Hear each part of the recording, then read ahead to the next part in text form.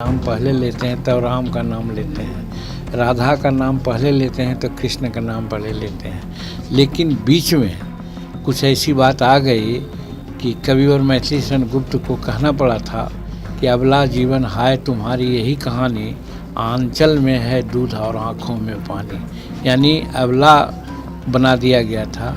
वो महिलाएं अबला नहीं है, सबला है, और वो सबला का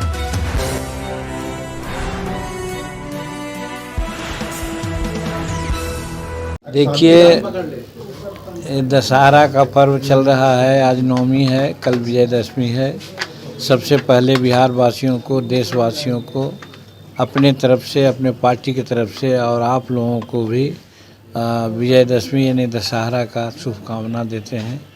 आप सुख समृद्धि माँ दुर्गा आप लोगों को लावें और राज्य में, देश में शांति का माहौल हो। जो गंदे तत्व हैं, बुराइयां जो उभर रही हैं, चाहे महिलाओं के प्रति हों, चाहे दलितों के प्रति हों, उस पर अंकुश लगे, यही माँ दुर्गा से हम लोग प्रार्थना करते हैं।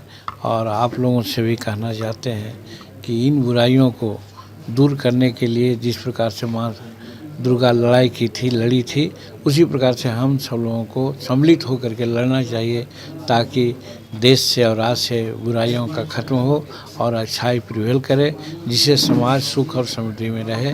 यही कामना के साथ सब लोगों को विजयदशमी और दशहरा के लिए बहुत बहुत शुभकामना देते हैं। सर, कल एक आपका बयान था सर कि कन्या पूजन लोग करते हैं, कन्या के उत्थान के लिए भी काम करना चाहिए आपको।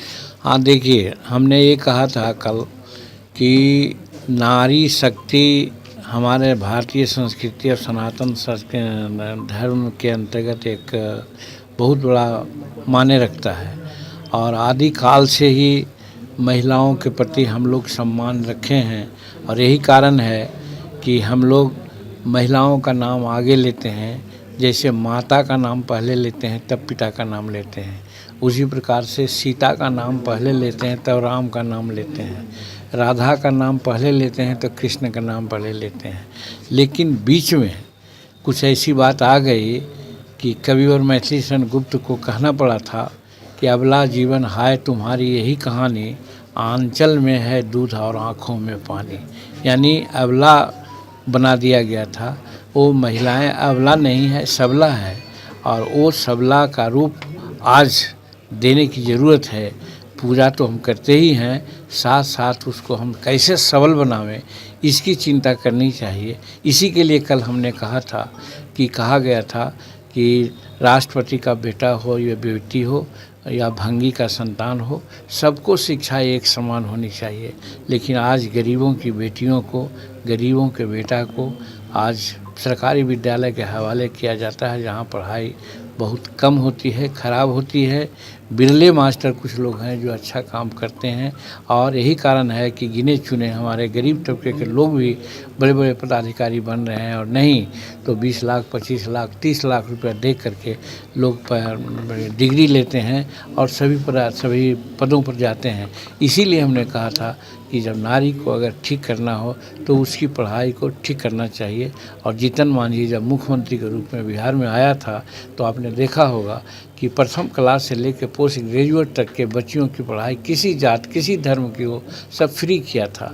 आज दुर्भाग्य की बात है कि आज वो सिस्टम को लागू नहीं किया, और जहाँ कहीं किया भी था कुछ दिन के लिए तो कॉलेज को डेफिसिट ग्रांट नहीं दिया गया, जिसके चलते हमारे बहुत से बेटियों का सर्टिफिकेट हेल्डअप है, और जो पैसे वाले लोग हैं सर्टिफिकेट ले गए हैं।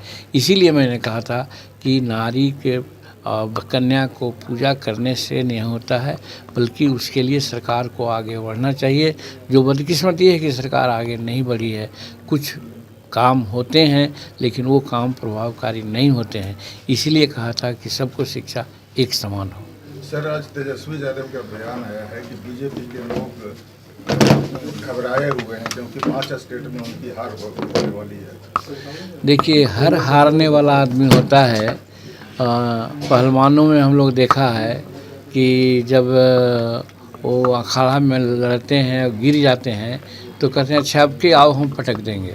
तो वही बात इनकी है। कौन बिना पर कहते हैं, चले थे चौवे बन करने के लिए, क्या भाई तो भारत का प्रधानमंत्री बनेंगे अमुक आदमी, या सब लोग हम लोग एक हो करके भाजपा का या एनडीए का हम लोग सामना करेंगे। लेकिन आज स्थिति क्या है, ताश के पत्ते की तरह से सब छितरा गए हैं। तो इस हालत में कैसे वो सोचते हैं, कैसे कहेंगे, तो निश्चित है कि मन बहलाने के लिए, अपने कार्यकर्ताओं को खुश रखने के लिए, मनोबल बढ़ाने के लिए तेजस्वी जी ने ऐसा कहा कि आगे आने वाले जो चुनाव हैं 4 राज्यों का, 5 राज्यों का, वहाँ महागठबंधन की सरकार बनेगी। एक गलत झूठी बात है, एकदम जस्ट उल्टी बात यही है कि उन सब राज्यों में एनडीए की सरकार बनेगी, क्योंकि नीतीश इनका नरेंद्र भाई मोदी जी का कोई विकल्प नहीं है हर क्षेत्र में। इसलिए भारत की जनता आज सोच करके बात कर ली है, समझ ली है कि 2024 और 2025 में एनडीए के गठबंधन के अलावा